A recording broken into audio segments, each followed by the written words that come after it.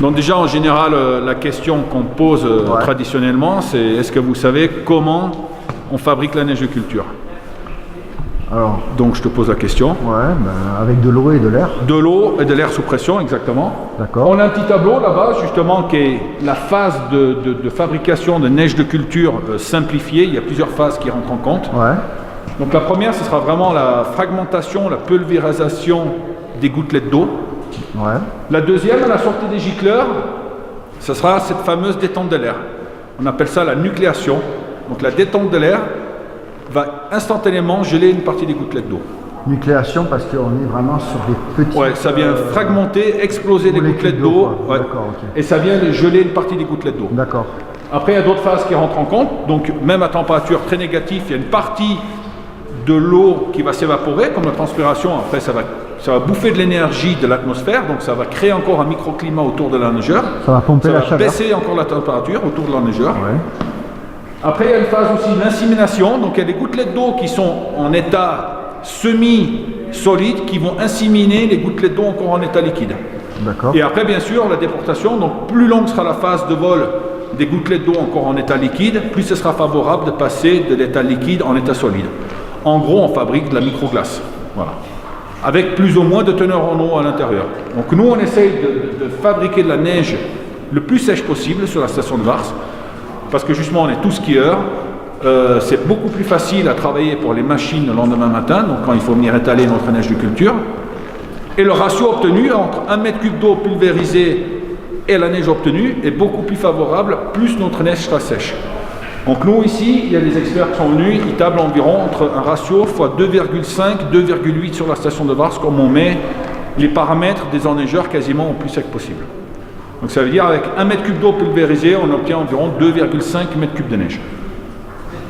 En sachant sur la saison d'hiver, donc cette année, même avant l'ouverture du domaine skiable, on avait déjà pulvérisé 200 000 mètres cubes d'eau, avant le 3 décembre. Et les réserves? On a deux réserves, donc on a la réserve qui se trouve au-dessus de nos têtes, ici à Chabrières, on a un volume de stockage d'eau d'environ 125 000 mètres cubes d'eau.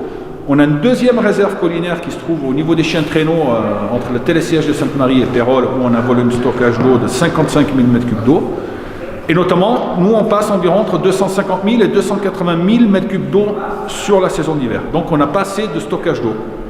Donc on a des droits de prélèvement d'eau qui sont déclarés à la préfecture de Gap, avec bien sûr des pompes pour remonter cette eau qu'on a le droit de prélever, notamment dans le torrent du Chagne, dans le torrent du Chagnon, au refuge Napoléon, et à l'automne, quand il n'y a pas trop de clientèle sur la station de Vars, on travaille avec la compagnie de l'eau potable, donc notamment avec la SOR. Eux, comme les sources, ils donnent encore bien, fin octobre, début novembre, le réservoir d'eau potable, dès qu'il est plein, au lieu d'aller à la rivière, il vient d'abord chez nous. Et nous, on en profite de monter même de l'eau super propre et potable dans les réserves collinaires. D'accord. Voilà, donc tous ces points sont déclarés, comme je disais, à la préfecture. Et ils nous contrôlent sur le débit instantané, donc débit en instant T, sur le moment, hebdomadaire, mensuel et annuel. Nous, on a de la chance d'avoir quand même de l'eau sur la station de Vars. Par exemple, Risoul, ils n'ont pas d'eau, ils n'ont pas de torrent, ils ont tout, ils n'ont rien. Eux, ils vont puiser l'eau à la Durance à Guillestre. Donc, je vous laisse imaginer le prix du mètre cube d'eau arrivé déjà dans la station de Risoul. Et de là, il la repompe au moins encore une, voire deux fois, pour avoir les pressions d'eau nécessaires au niveau des enneigeurs. D'accord. Je peux te poser une question? Vas-y. Si on analyse justement la molécule d'eau glacée qui sort du canon, oui, qu'on la compare avec une binoculaire ou un microscope, est-ce qu'on a de grosses différences avec un flocon oui, naturel? Oui, quand même. Nous, ça va vraiment être la microglace. Donc, ils avaient essayé de, justement, dans la neige naturelle, il y a toujours une impureté, donc au noyau, ou un grain de sable, ou une poussière. Il y avait deux stations en France, à ma connaissance, qui avaient essayé avec un constructeur de canons à neige à imiter en fait ce phénomène naturel pour alléger la neige et démarrer surtout les enneigeurs plus tôt. En fait, ils injectaient des bactéries végétales dans l'eau avant les pompages. D'accord. Ouais. Au jour d'aujourd'hui, il n'y a plus de stations qui l'utilisent. C'est pas interdit en France. Par exemple, c'est interdit en Italie, en Allemagne, en Suisse, en Autriche. En France, c'est pas interdit, mais il n'y a plus aucun constructeur qui utilise ce procédé-là, puisque sur le moyen et long terme, justement, ils n'avaient pas du tout le recul sur la faune et flore, puisque tout ça, bien sûr, retourne à la nature. Donc, Et ils avaient gagné, à ma connaissance, entre 0,5 et 1 degré de température de démarrage. Donc, ridicule vu l'impact écologique et environnemental. Mais nous, on va vraiment créer de la microglace, ce ne sera pas des flocons. Justement, au colloque, on a eu un docteur en neige qui est venu nous faire un exposé. Et il a dit, mais il ne faut pas rêver, vous n'arriverez jamais. Vous arriverez à la rendre de plus en plus sèche, si tu veux. Donc des gouttelettes d'eau de plus en plus petits, de moins de teneur en eau à l'intérieur, puisque nous, le noyau à l'intérieur, justement, toujours un peu, justement, un noyau un peu liquide ou semi-liquide. Mais on n'arrivera pas à faire ce flocon, vraiment cette neige est très très légère. Comme j'ai dit, on aura un ratio x 2,5 environ. Donc pour un mètre cube d'eau, c'est 1000 kg. Donc 2,5, c'est environ 450 kg le mètre cube de neige, nous. Que de la neige naturelle très sèche, elle va plutôt être très sèche entre 80 et 120 kg le mètre cube de neige.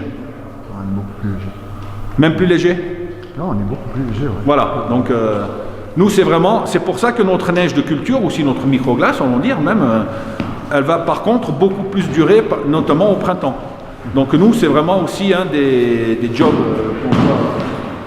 qu'on doit faire. Donc c'est garantir l'ouverture du domaine skiable à date prévue, voire avant si c'est possible. Et cette année, par exemple, quasiment aller jusqu'à fin avril. Donc notre neige de culture, notamment sur les parties basses, va beaucoup plus être résistant aux UV, donc au soleil, éventuellement à la pluie, puisqu'elle est beaucoup plus dense et beaucoup plus compacte. D'accord. Ok. Donc au niveau des zones... Oui, vas-y. Ouais, tout à l'heure, je t'ai interrompu sur le grain de neige. Donc on en était à parler justement après des canons et des... Voilà, des enneigeurs. Juste en quelques chiffres, on a environ 230 enneigeurs sur la station de Vars. Risoul, c'est vraiment indépendant, c'est vraiment, même la société est différente. Donc on a deux styles d'enneigeurs. Donc on a les gros ventilateurs. À l'époque, on parlait plutôt d'enneigeurs basse pression, qui travaillent avec des pressions plus basses, et des enneigeurs perche, style perche. Donc on a quelques têtes ici, on a deux têtes, l'autre elle est là-bas, il y en a deux têtes, donc un peu l'évolution, la dernière est pas encore là. Au jour d'aujourd'hui, à l'époque on parlait justement des canons ventilateurs de basse pression et des perches haute pression. Au jour d'aujourd'hui, les deux technologies acceptent environ la même pression. On va même réguler la pression maximale en général à 40 bars. Si on est au-dessus, la vanne d'eau va réguler la pression d'eau à 40 bars. Puisque tout ce qui est après, électrovanne, électronique derrière, même c'est de l'alu, puisque c'est vachement déporté, donc assez fragile, on limite à 40 bars de pression. Donc au jour d'aujourd'hui, on va parler au niveau ventilateur d'enneigeur monofluide. Pourquoi monofluide? Donc dans le puits qui est au bord de piste, on va puiser que la partie hydraulique, donc que la partie eau sous pression. La partie air comprimé est fabriquée sur l'enneigeur en soi-même par un compresseur embarqué. Au niveau des perches, en général, on va parler d'enneigeur bifluide, puisque là, vraiment la perche va puiser les deux ressources, donc l'air sous pression et l'eau sous pression, dans le puits. Et donc l'air sous pression est fabriqué par des gros compresseurs qui sont dans les salles des machines. Ces compresseurs, c'est quand même des grosses machines qui rejettent de l'air chaud assez important. À l'époque, qu'est-ce qu'on faisait? L'air chaud, on l'envoyait à l'extérieur de la salle des machines ou des bâtiments. Un jour, on s'est dit, mais pourquoi on ne va pas utiliser l'air chaud, quand le compresseur est en production, pour chauffer les bâtiments? Donc au jour d'aujourd'hui, on crée des vides sanitaires un peu plus importants, carrément. On va mettre le compresseur à l'intérieur et après, avec des systèmes d'aération, justement, on a gagné énormément au niveau de la consommation du gasoil, et notamment au garage des chenillettes. Oui, logique. C'est un peu tout bête, mais... Oui, le recyclage de la chaleur. Des énergies déjà utilisées. Ouais, tout à fait. Comme si c'était une énorme pompe à chaleur. Exactement. Donc ici, on a vraiment la dernière version de la tête d'un des constructeurs qui est présent chez nous. Donc pour information, on a environ 230 enneigeurs, comme je l'ai dit tout à l'heure. Les 230 enneigeurs sont ce qu'on appelle la débit variable. Donc en fonction des températures, on va envoyer de plus en plus d'eau. Donc ici, on a 4 buses, ce qu'on appelle de nucléation, dont j'ai parlé tout à l'heure, où il y a ce fameux mélange d'air et d'eau qui est fait. Donc au démarrage, la tête va démarrer sur 4 buses de nucléation, donc mélange d'eau et d'air, et un étage qui est d'office avec, qu'on appelle la main, étage main. Au démarrage, on va travailler avec les températures humides, donc c'est pas avec les températures sèches, c'est un calcul qui est fait entre l'hygrométrie et la température sèche. Ça, c'est l'ordinateur qui calcule après cette fameuse température humide. Pour information, ici, on a mis un tableau. On voit par exemple à -2. Nous, par information, sur les perches, on démarre environ à -5 en température humide. Donc plus le temps est sec, plus ça nous triche cette fameuse température humide. Puisque la transformation des gouttelettes d'eau en état, en atmosphère très sèche sera beaucoup plus favorable, vu comme j'ai dit aussi tout à l'heure, avec l'évaporation d'une partie des gouttelettes d'eau, etc., qu'une atmosphère chargée en hygrométrie en fait. Donc une perche comme ça, -5, elle va démarrer sur, comme j'ai dit, les 4 nucléateurs et la main, va avoir environ, en fonction des débits d'eau, de la pression d'eau, environ un débit de 2 mètres cubes d'eau. Par exemple, à -6, on va ouvrir le premier étage. Donc tout simplement par une électrovanne, ça ouvre un passage d'eau et on aura un certain débit. À -7, on va fermer le premier étage, on va ouvrir un deuxième avec un débit d'eau supérieur. Et ainsi de suite, on va fermer le 2, on va ouvrir le 3. Après 1 plus 2, 2 plus 3, 1, 2 plus 3 et 1, 2, 3 quand ce sera grand froid. Donc grand froid entre guillemets entre -12 et -13. Et notamment quand toute la perche est en production, on va avoir environ un débit d'eau entre 16 et 18 mètres cubes d'eau à l'heure. Donc si les conditions climatiques sont favorables, qu'il fait froid et pas trop de vent, puisqu'on va revenir au vent qui est un paramètre très important pour nous, on peut avoir des énormes productions de neige en une nuit. Voilà, donc comme j'ai parlé tout à l'heure, donc 20 mètres cubes d'eau environ sur une tête de perche comme ça, donc ça peut représenter énormément de neige produite en une nuit. Donc bien sûr derrière il faut bien sûr les chauffeurs, notamment les dameuses, qui vont étaler toute cette neige. Et comme j'ai parlé des conditions climatiques, donc je vais vous montrer quelques photos. Surtout au niveau du vent, au niveau des perches, c'est très fragile, puisque je vous laisse imaginer si vous avez des vents de face et des gouttelettes d'eau encore en état liquide ou semi-liquide qui viennent sur la tête. Petit à petit, ça se prend en glace, même s'il y a des petites chauffes d'environ 75 watts sur une tête, ben ça se prend en glace, en glace, en glace. Il n'y a plus cette fameuse détente de l'air au niveau des gicleurs, et alors là, c'est la catastrophe assurée, c'est une patinoire au sol, et à terme, ben la perche, le tube, en fait, il va casser, quoi. Donc là, on voit quelques photos. C'est vraiment, ça fait des jolies sculptures, mais bon, pour nous, c'est pas bon signe. Et là, au sol, justement, il n'y a plus cette fameuse détente de l'air, et même s'il fait -15, il faut vraiment les crampons à glace pour aller autour de l'enneigeur, pour aller réparer, ou même rien que ce soit taper sur la perche. Donc pour remédier à ce problème, là, on a une deuxième photo. Donc, notamment partout sur le domaine, on a ce qu'on appelle des anémomètres girouettes. Anémomètre qui prend la vitesse de vent, girouette la direction. On en a environ une quarantaine sur le domaine. Ça veut dire que nous, chaque perche à l'automne, dès qu'on va la mettre en place, il nous faut environ une saison d'hiver de recul, mais on fait un marquage, on sait qu'elle va dans cette direction pile poil, pas 10 cm à côté, à gauche ou à droite. Donc on va derrière avec une boussole, et on lui prend son azimut, donc sa direction par rapport au nord. Et tout ça, on vient après le renseigner en fait sur le logiciel qui va gérer par ce constructeur cette partie de l'enneigement. Voilà, comme je disais tout à l'heure, notre job principal c'est de garantir l'ouverture de la saison et la fin de saison.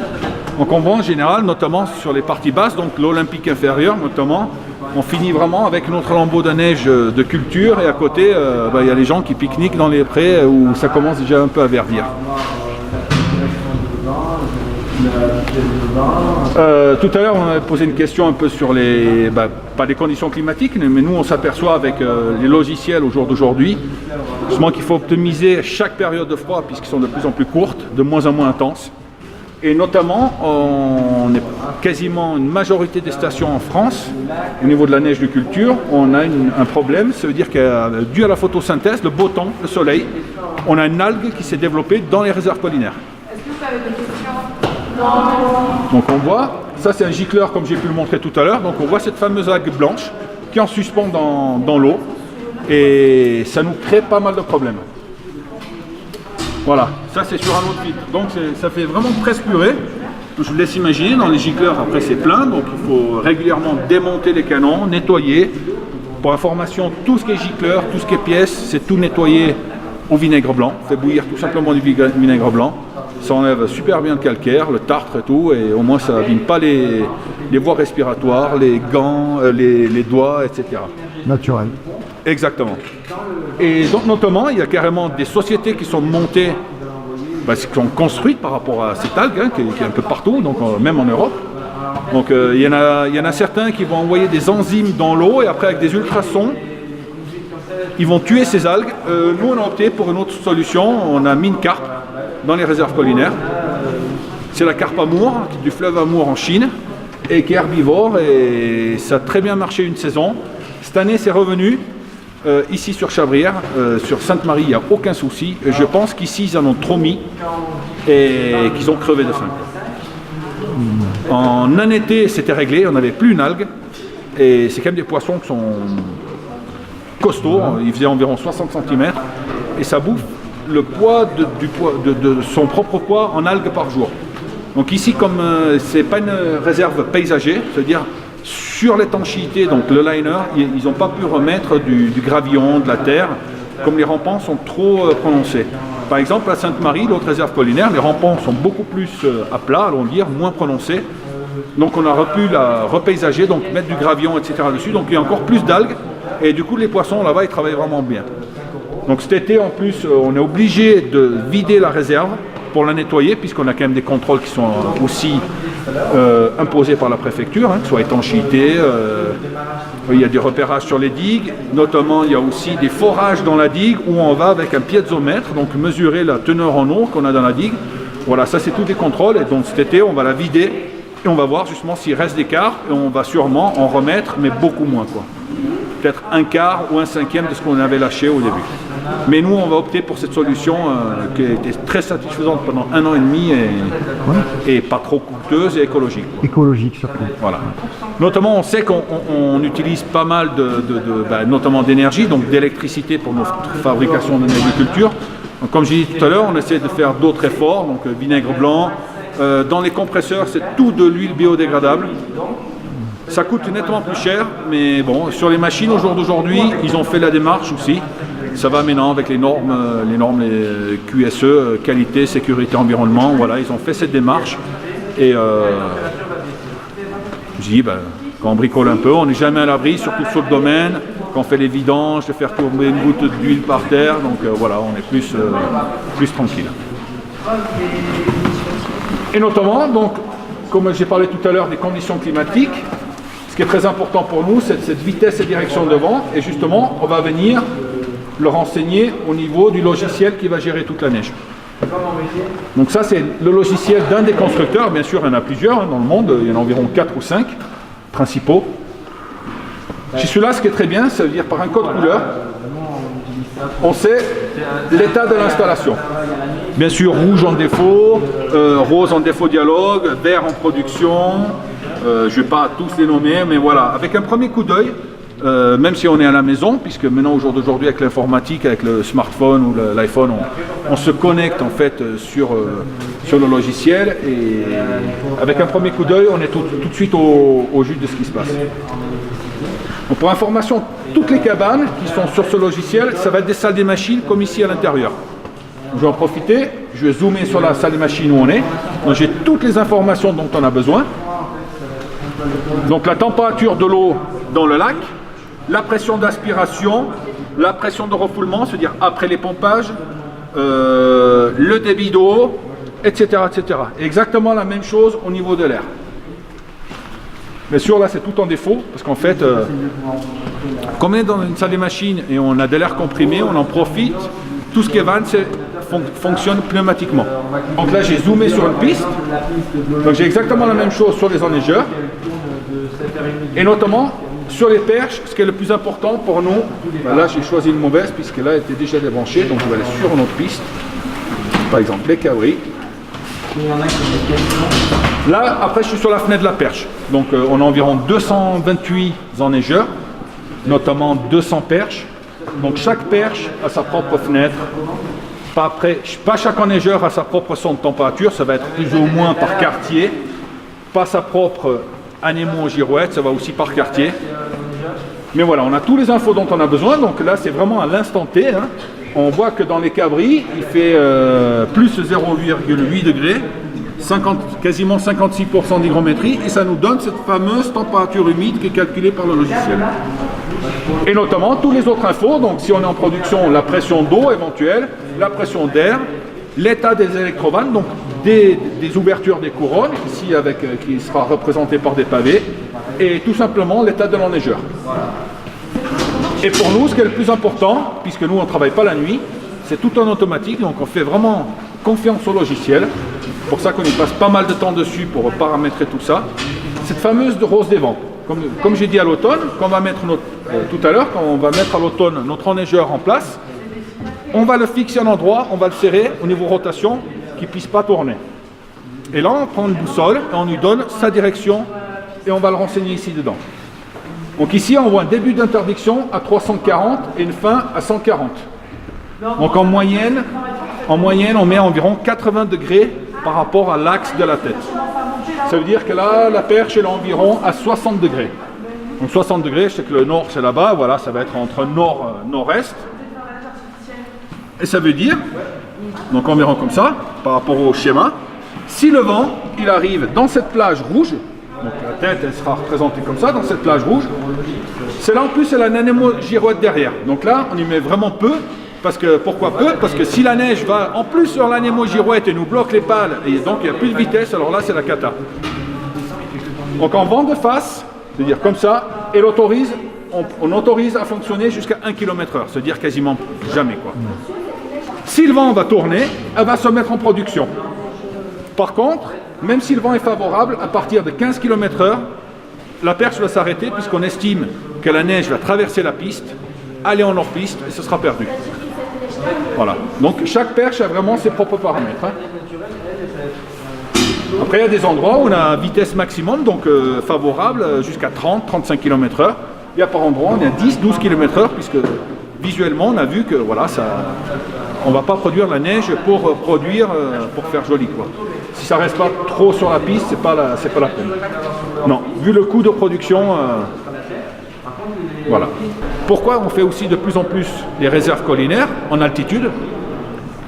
Puisque rien avec le poids de l'eau, donc la gravité, on a juste à ouvrir une vanne de sectionnement, et par exemple ici en bas sur la partie basse des clos, tout ce qui est à droite, les écrins et tout, rien que le poids de l'eau, on a les 20, 25, 30 bars nécessaires pour la production de neige. Donc c'est gravitaire. Gravitaire, exactement. Et de plus en plus, il faut monter de l'eau, mais après on gagne énormément sur le coût de production. La puissance des 400 kW. 400 kW, yes. D'accord. Tu disais quel débit? 250 mètres cubes d'eau à 35 bars de pression de refroidissement. D'accord. Après, par exemple, c'est par 10 mètres de dénivelé, tu perds 1 bar de pression d'eau, donc 1 kg, sans compter les frottements dans les conduites. Hein. Par exemple, la salle des machines à Pérol, on a 3 pompes, mais comme on monte au sommet de la maille pour avoir environ les 16-18 bars minimum au sommet de la maille, là-bas on part à 62 bars de pression d'eau. Voilà. Ici, pourquoi on part à 35 bars? Puisque ici, cette salle des machines arrose notamment la piste des Mélèzes, donc le sommet de Peigné. Et comme le sommet de Peigné est légèrement plus haut qu'ici, plus comme j'ai dit tout à l'heure, les frottements dans les conduites, même si c'est de 250, c'est pas très important, mais bon, il y en a quand même. Donc pour avoir environ les 22-25 bars sur les enneigeurs actuels de l'autre côté du domaine. Ouais, il faut un minimum de pression. Ouais. Au niveau des perches, nous on trouve à partir de 15 bars en dessous, c'est même pas la peine. C'est vraiment pas terrible. Et j'ai pas parlé tout à l'heure du 3e compresseur qui se trouve tout à gauche. Allez, on y va. On va tout rester là, parce que ça sera plus explicite sur la photo là-bas. Alors oui. Lui en fait, il nous sert à envoyer de l'air comprimé, donc de l'air sous pression, au fond de la réserve collinaire. Donc ici on voit le fond de la réserve collinaire quand elle a été construite. En fait, il y a un PEHD, donc un tuyau qui est déroulé au fond du lac, qui est branché sur le compresseur, donc on envoie de l'air comprimé au fond du lac. Pourquoi? Pour un brassage d'eau. Première fonction, l'hiver en altitude, on aura de l'eau froide en surface, comme elle est en contact avec l'atmosphère, et de l'eau chaude plutôt en dessous.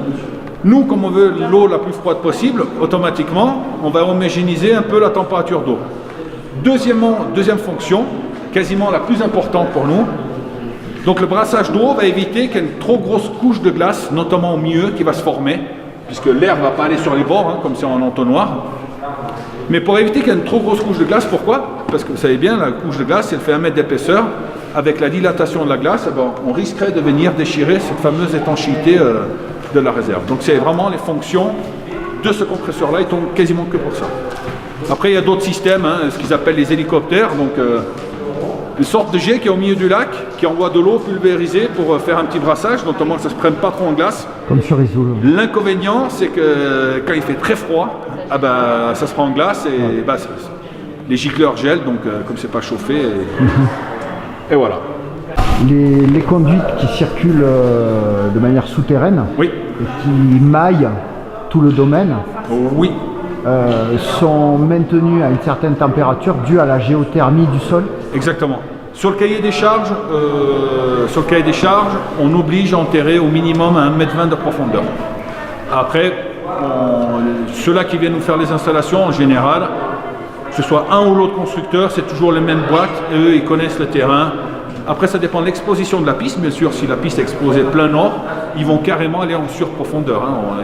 Il y a des endroits où il y a 2,20 m, 2,50 m de profondeur, notamment au sommet de Pérol, où c'est nord, où la nature des terrains aussi rentre vachement compte. Si c'est caillouteux, du schiste, le froid pénètre beaucoup plus à l'intérieur. Est-ce que je n'ai pas parlé aussi? C'est-à-dire chaque enneigeur, soit style monofluide, donc ventilateur ou perche, dès qu'il a fini sa phase de production, automatiquement il va se vidanger.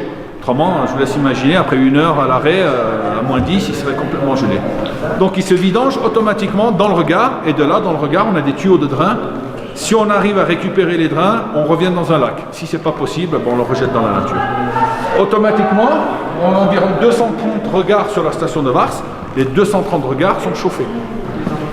Puisque là, c'est vraiment là où il y a le moins de protection au niveau thermique. Il y a de la terre juste autour, mais le capot, notamment, il a l'air libre. Donc, bonjour. Notamment à l'air libre, donc on a 230 regards et notamment 230 radiateurs, bien sûr, thermostatés.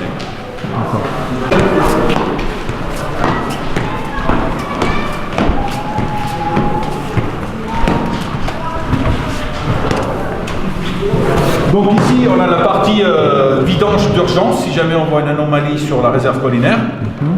On peut ouvrir les vannes de sectionnement et là on vidangerait la réserve en un minimum de temps, quoi. Ça se vidangerait à quel endroit? Il y a la surverse là, et après ça prendrait le torrent qui passe derrière le bargeau. D'accord, je vois. Ça va. D'où les ports de cloisonnement. Voilà. Et encore derrière, on a les tuyaux de drain en fait, où notamment pour la préfecture, tous les 15 jours, on doit venir mesurer les drains, le débit des drains, pour savoir justement s'il n'y a pas éventuellement une déchirure de l'étanchéité, etc.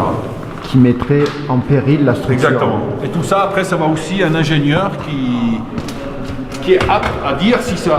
Parce que des variations de taux, il y en a tout le temps. Mais lui, il est apte à dire si ça craint ou pas. D'accord. Bon, merci. Merci à toi.